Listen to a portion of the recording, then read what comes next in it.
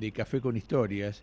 Hoy nuestra querida amiga, la profesora y doctora Virginia de Paolo, como siempre, nos lleva a la historia o nacional o la historia internacional. Y casualmente, Virginia hoy habla de, bueno, el origen de toda esta disputa entre Israel y el Líbano. Y está bueno conocer, conocer, digamos, las argumentaciones que tienen cada uno de los sectores como para defender esta tan eterna guerra que tiene Israel con el Líbano.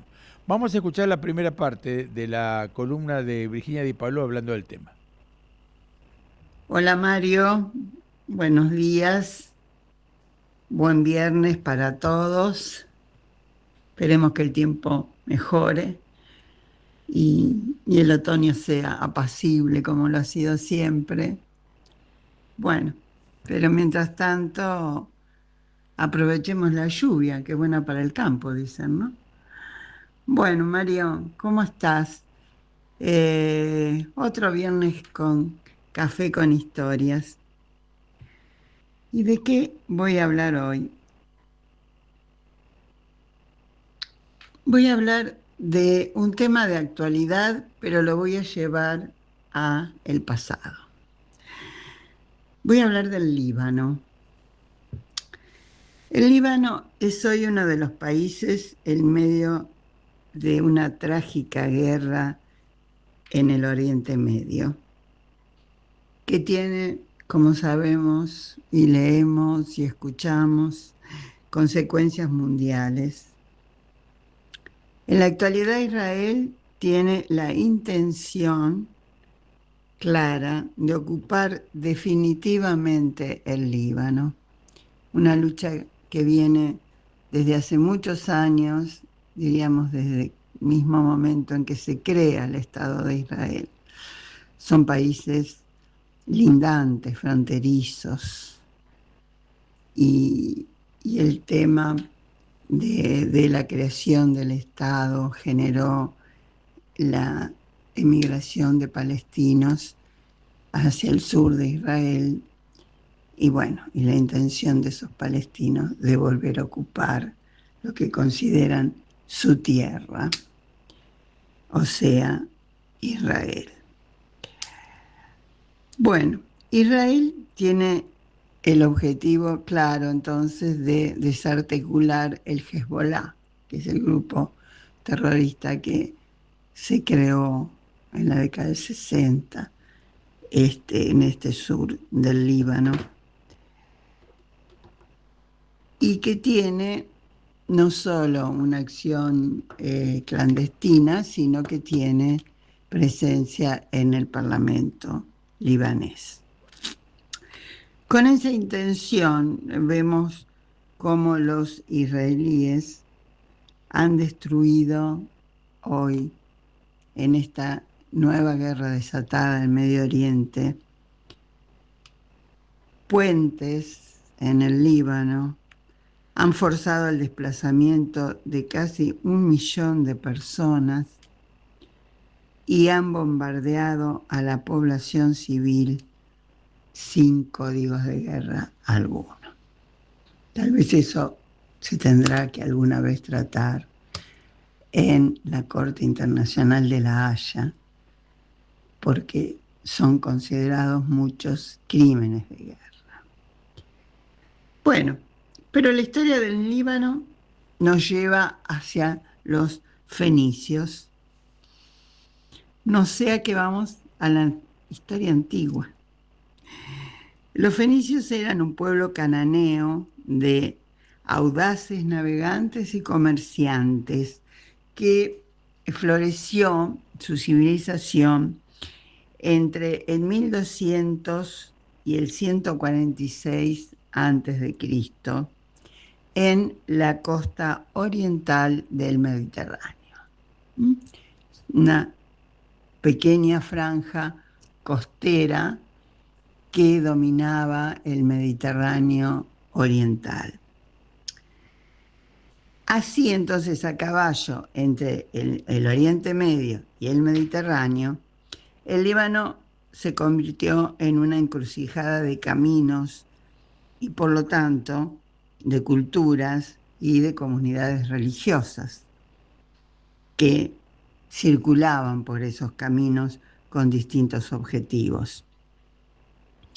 Ciudades-estados como Tiro, Sidón y Biblos fueron centros neurálgicos de esta cultura, famosa en su tiempo por el comercio de madera de cedro, por la invención del alfabeto, el alfabeto fenicio que deriva del alfabeto griego, y la comercialización de la púrpura de Tiro. Y aquí nos vamos a detener. ¿Qué es la púrpura de Tiro? Bueno, la púrpura de Tiro era un producto muy apreciado en la antigüedad. Era un tinte muy particular que se convirtió en un símbolo de estatus, realeza, divinidad, debido a su alto costo y la dificultad de producción. ¿Cómo se obtenía esta tintura, que era exclusivo invento, lo tendrían que haber patentado los fenicios, de este pueblo de origen cananeo? Bueno, se obtenía este tinte a partir de la glándula mucosa de un pequeño molusco marino carnívoro, de un caracol. El proceso era bastante laborioso y ahí vamos a ver por qué su costo. Los caracoles se recolectaban y se les extinguía la glándula. Se salaban esa glándula por 3 días y luego los cocinaban en cubas de estaño durante 10 días. Bueno, era un trabajo bastante complejo y además muy mal oliente, ¿no? Era terrible el olor de ese proceso en estos talleres fenicios. Los caracoles se recolectaban, dijimos, y luego de este proceso se obtenía ese color púrpura que variaba desde un rojo intenso a el morado o violeta oscuro, que se valoraba por ser muy duradero y no perder la viveza del color en el tiempo. Por eso era muy apreciado, muy caro y era patrimonio exclusivo de la realeza o de los muy poderosos, ¿no? Era un símbolo de estatus. Y ese fue un invento fenicio. Los fenicios fueron también, además de los creadores del alfabeto, de los grandes comerciantes de esta púrpura y del cedro, los reyes de los mares, durante ese largo periodo en que se desarrolló su civilización. Pero estas ciudades industriosas, de comerciantes ricos y muy creativos y prósperos, emprendedores, no solo comercializaban, sino que fundaron colonias por todo el Mediterráneo, que fueron a su vez centro de intercambio cultural. Los fenicios, fundaron Cartago, pero también fundaron Gades, que es hoy la ciudad española de Cádiz, y llegaron hasta Inglaterra. O sea que en ese periodo que nosotros estuvimos hablando, el siglo II y I antes de Cristo, fueron los que dominaron toda la actividad comercial del Mediterráneo. Se enfrentaron, por supuesto, con los griegos, que eran sus grandes competidores, con colonias también en distintos puntos de Mediterráneo, como el sur de Italia, sur de Francia, de España. Y finalmente Cartago se va a enfrentar con Roma. No nos olvidemos de las famosas guerras que enfrentó a el general cartaginés Aníbal con los romanos, y que terminó con la derrota del cartaginés. El cartaginés que, avanzando desde España, el nombre de España viene de los fenicios, cruzó los Alpes y llegó hasta las puertas de Roma sin poder entrar. Nosotros lo hablamos de Aníbal cuando nos referimos al cruce de los Andes, de General San Martín, y comparamos estas epopeyas, pero siempre dijimos que los Alpes no tienen la altura gigante de los Andes. Napoleón también cruzó los Alpes, más o menos por la misma dirección que lo hizo Aníbal, y también rumbo a Italia. Pero Napoleón fue más exitoso, porque conquistó gran parte del norte de Italia. Bueno, Aníbal, que cruzó con elefantes, era toda una novedad, no va a poder tomar Roma, y finalmente los romanos van a destruir a Cartago. Hay una famosa frase de Cicerón que decía: delenda sea Cartago, ¿no? Destruida sea Cartago. Y bueno, va a ser Escipión el Africano, el general romano, quien va a vencer a los cartagineses en el mar y va a destruir la ciudad para que nunca más exista en ese lugar algún pueblo que pudiera hacerle competencia dentro del Mediterráneo. Bueno, los fenicios fueron ocupados por distintas civilizaciones, ¿no? Además de los griegos, ocupó la región que hoy es el Líbano Alejandro Magno, y más tarde los romanos, y finalmente quienes lo sucedieron en el orden imperial, que fueron los otomanos. ¿Cuánta historia realmente en esta primera parte de la columna de Café con Historias? Un Café con Historias que, bueno, no tenemos a Virginia presente en el estudio, porque, bueno, está de viaje, pero tomando el café a solas, y escuchándola atentamente, toda esa sapiencia que tiene Virginia en contarnos esta historia de hace tantos años y tantas civilizaciones que han pasado por los territorios que hoy en día están siempre en guerra, entre el Líbano, entre Israel, y como un pueblo que con raíces, digamos, de violencias, digamos, de nunca tener una estabilidad, ¿no es cierto?, con el paso de los años. Vamos a escuchar la segunda parte de esta interesantísima columna de la señora Virginia de Paolo.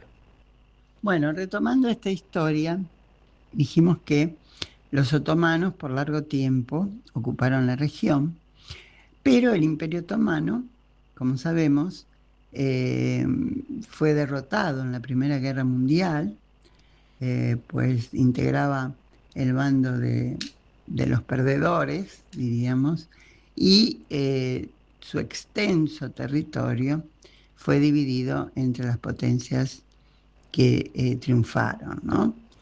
Y esta región le correspondió como protectorado en 1920 a los franceses. ¿Mm? Hasta que en 1943 el país obtuvo su independencia. ¿Mm? Fue un periodo muy próspero el de la ocupación francesa, porque Beirut, capital del Líbano, va a transformarse de punto de vista arquitectónico y va a tomar un aspecto muy parisino. Sus playas eran muy codiciadas por el turismo francés y era, como dijimos, una pequeña París. Bueno, en 1943 dijimos que el país obtuvo su independencia y se repartió el poder entre los cristianos, los sunitas y los chiitas. Este reparto se basó fundamentalmente en el porcentaje que cada comunidad tenía, de acuerdo a un censo que se había hecho en 1932, cuando los cristianos eran mayoría. La demografía ha cambiado mucho desde entonces, pero no se han publicado nuevos censos ni existen datos actualizados. 4 décadas más tarde, luego de un periodo de paz y prosperidad, amparada por las inversiones extranjeras, la banca, el turismo, los servicios, en 1958 una intervención estadounidense en el marco de la doctrina Eisenhower impidió que los árabes libaneses se unieran a la nueva y precaria República Árabe Unida, formada por Egipto y Siria. La guerra que había acompañado a la creación del Estado de Israel en 1948 provocó la llegada al Líbano de cientos de refugiados palestinos. Después de la derrota árabe en la Guerra de los 6 días, en 1967, la Organización para la Liberación Palestina, conocida como OLP, comenzó a lanzar incursiones en Israel desde sus bases en el sur del Líbano. El Líbano se dividió entonces entre los que querían apoyar a los palestinos para recuperar sus hogares, que eran los partidos de izquierda y los suníes, y los que no, o sea, la derecha y los cristianos, pero también los chiíes, que temían perder poder. En 1969 el ejército libanés y la OLP firmaron un acuerdo secreto en el Cairo, en el que se reconocía el derecho a la resistencia de los palestinos. Los cristianos maronitas interpretaron el acuerdo como una merma de la soberanía del Estado libanés. Tras los enfrentamientos entre el ejército jordano y la OLP en el septiembre negro de 1971, la dirección de la OLP se instaló en Beirut. La frontera con Israel quedaba así convertida en un frente de guerra. Bueno, y hoy eso es lo que es la frontera entre el Líbano e Israel, un frente de guerra y cada vez más sofisticado por la, el armamentismo moderno que lleva a que los ataques ya no sean cuerpo a cuerpo, sino de drones y misiles que son letales. Días pasados, hablando con acá en España, con un fotógrafo que es corresponsal de guerra y que acababa de venir del Líbano, contó que delante de su vehículo en el que viajaban varios reporteros gráficos, iba una ambulancia y un misil cayó sobre ella y mató a todos quienes viajaban en la misma. O sea que la muerte de civiles inocentes es un crimen de guerra, como lo dije al principio, y eso es lo que está ocurriendo hoy en este Medio Oriente trágico, en el que debemos pensar y reflexionar. Bueno, de los fenicios a la guerra moderna, ¿no? Pero bueno, sintetizándote, Mario, fíjate vos qué interesante es la historia, ¿no? Porque de ese pueblo tan próspero, creativo, emprendedor, aventurero, ¿no? Fíjate que navegaron todo el Mediterráneo, pasando las columnas de Hércules, o sea, el Gibraltar, ¿no?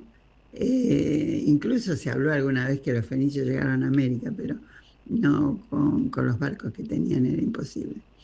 Pero fueron también pioneros en el arte de la navegación, ¿no?